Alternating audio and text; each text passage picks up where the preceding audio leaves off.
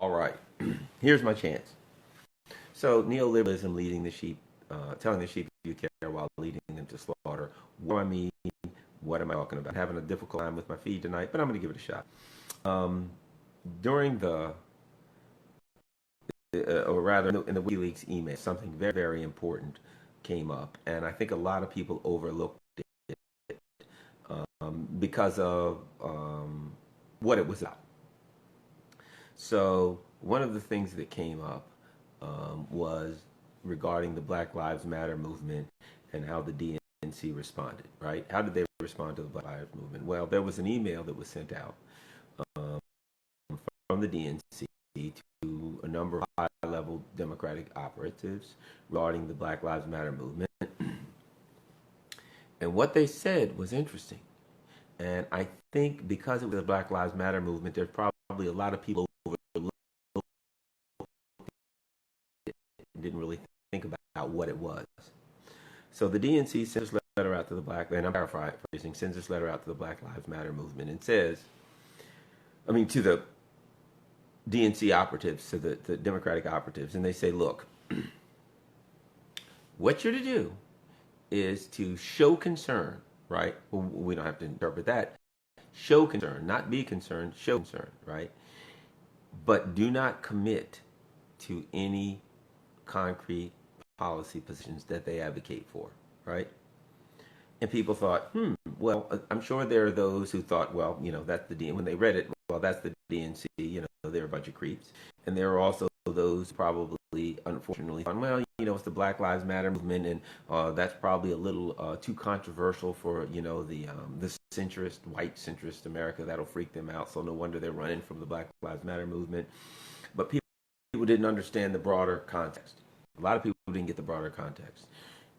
When the DNC said to the Democratic operatives out in the field, listen to the Black Lives Matter movement, but don't show any, show concern, but don't commit to any of their policy positions. Here's what they didn't realize. It ain't just the Black Lives Matters movement. That's what they do. That's how they do things. That's how they treat progressives. That's how they treat the labor unions. That's how they treat the black people of color. That's how they treat all of the groups that believe they are part of the base, right? We got to talk about the base a little bit and about this term, the base, right? So the NC, in saying to their operatives and their politicians out there, well, Black Lives Matter movement, show concern, but don't commit to any policy positions, any concrete policy positions. This was a fairly routine email. See, people thought, oh, it's about Black Lives Matter movement. No, that's how what used to be considered the base of the Democrats is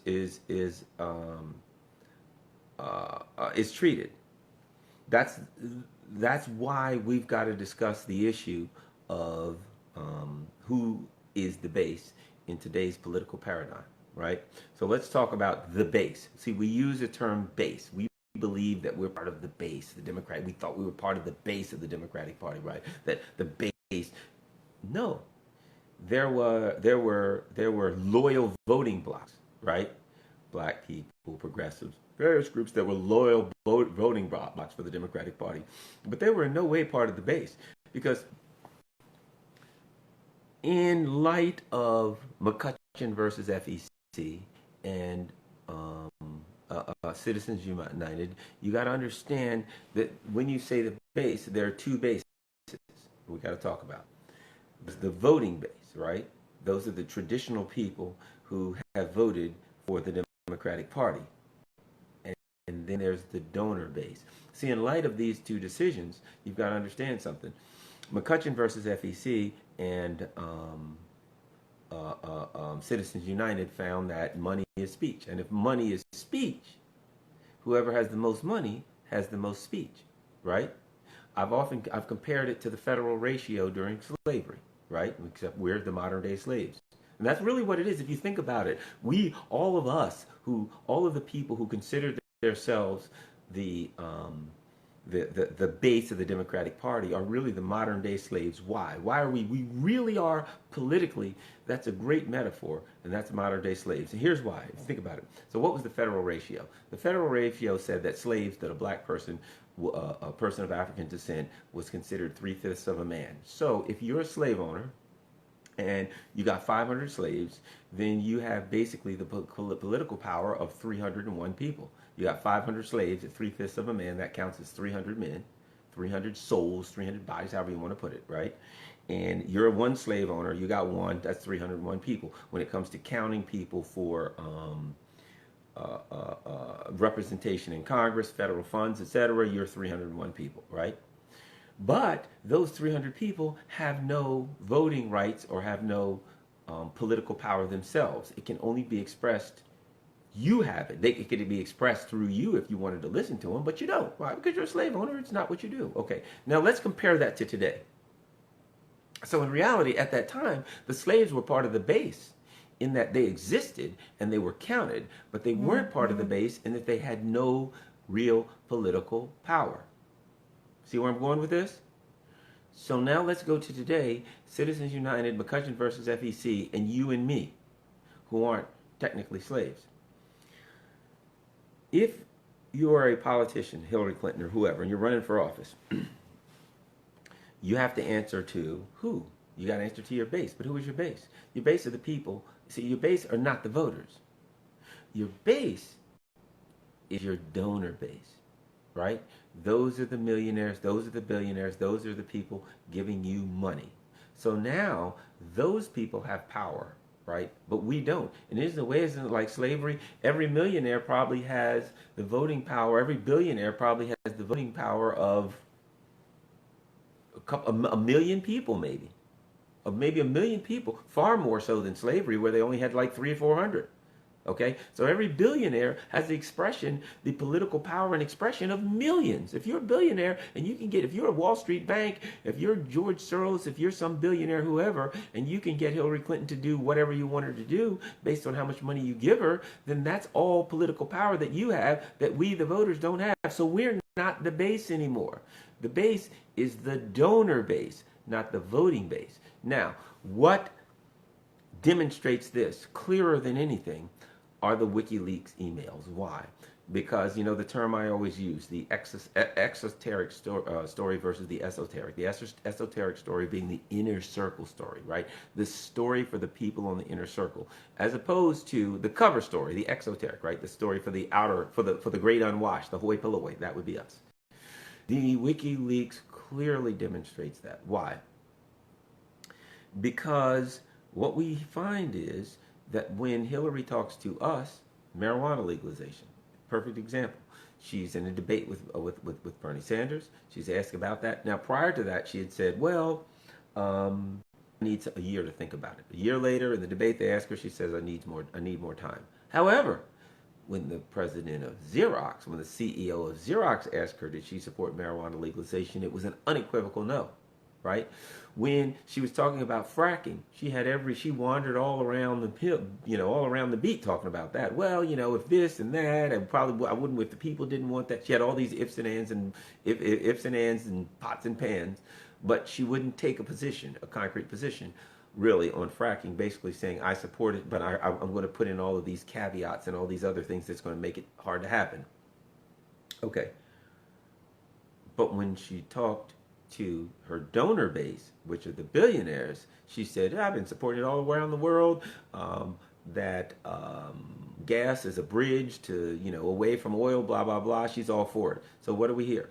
When she talks to us, she has one story. When she talks to the bankers and the billionaires, she has another story. That's the base. She's telling her base, the people that she perceives as her base, is the donor base. That's the paradigm of today that people have to understand. The base of the Democratic Party has nothing to do with voters. It is totally unrelated to the voters. The voters are the sheep. The voters are the people who you sacrifice to the base. You sacrifice their jobs. You sacrifice their lives, their health care, their education. You sacrifice them to the base. The base is the billionaires. So the base is not a voter base. The base is now your donor base. So That's why I don't think Hillary Clinton wins, because she's lost a significant portion of her voter base. Donor base never been happier.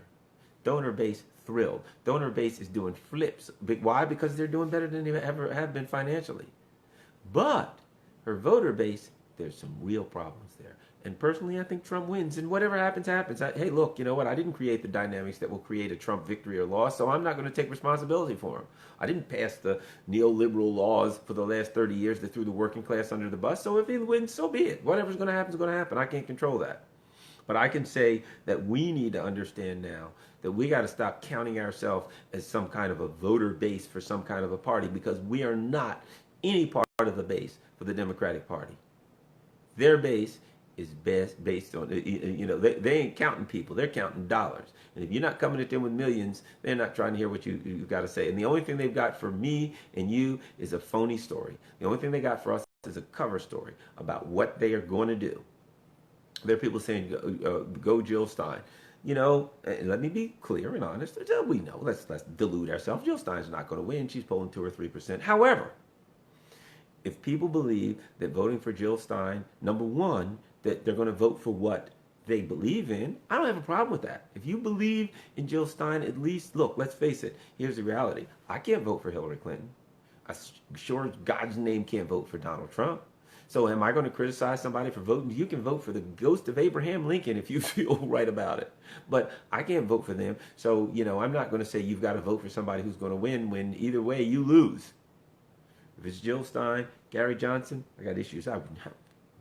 Why a progressive would ever vote for a libertarian is beyond me. I mean, we could go on into that, but why would you vote for somebody who believes in no government programs? We call ourselves progressives. We're New Deal Democrats. We are the New Dealers. That's all we are, as opposed to Hillary and the Cold War Democrats. But we're not supporting them. We're not supporting their warrior ways. I'm not supporting them. I'm not supporting their warrior policies. I'm not supporting their neoliberal policies. But I recognize that, and here's what someone says: we need a third party and must start somewhere. And I'm with you. There's one or two things that people are going to do, I think, in this election.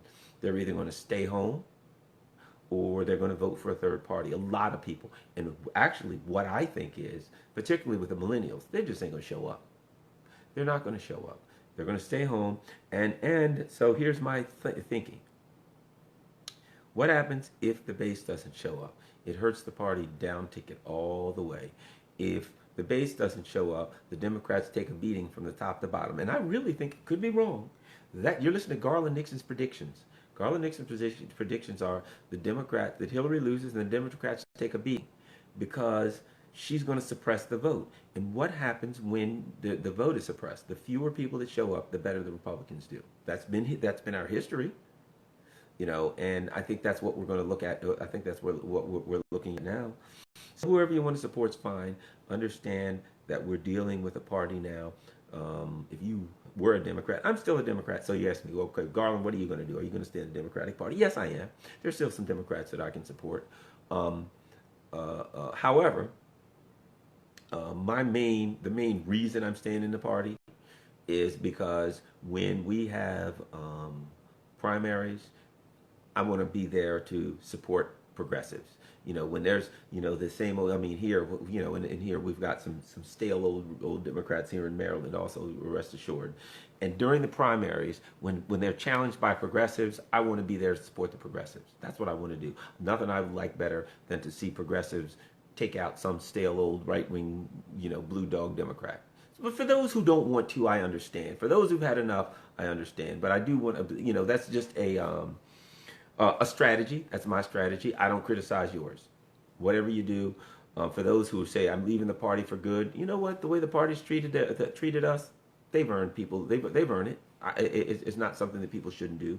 For those who say they're going green or whatever they're going, this is a dynamic that wasn't created by me. It was created by a party who didn't forget about. They didn't forget, and they really never really thought about us, but who has decided to go to the right, has decided that the only way to play the game is to live for their rich donor base, and they'll have to deal with the consequences. It is what it is. But I want to thank everybody for supporting Real Progressives. I want to thank everybody for being a part of this webpage. My name's Garland Nixon. As you know, every Friday from 6 to 7 p.m. Eastern, I'm on WPFW 89.3 FM in Washington, D.C. I'm on WPFWFM.org. Also stream it live on the Real Progressives page. We get a lot of people who watch. We get call-ins. If you want to listen to some of my old shows, go to WPFWFM.org. Click on archived shows. Boy, last week was a real hot one. Click on archived shows. When you click on archive shows, it takes you to another page. There's a little drop down box that says pick a show, news views with Garland Nixon. And then there'll be a bunch of my old shows. You can download them, you can podcast them, you can do whatever you want. And actually, I've just about got my podcast thing done. So very soon, if not already, I may already be available on iTunes. It's going to be available on iTunes. So thanks. My name's Garland Nixon. Just chatting with you again. Keep on supporting the Real Progressive page. A lot of good stuff. Steve, Jackie, all the great people there. Sandy. They're doing yeoman's work, as they say. So keep supporting the page. Keep doing good stuff. Let's see. Jill and all progressives, but never neoliberal. There you go. People have had enough of neoliberalism. Peace. I'm out.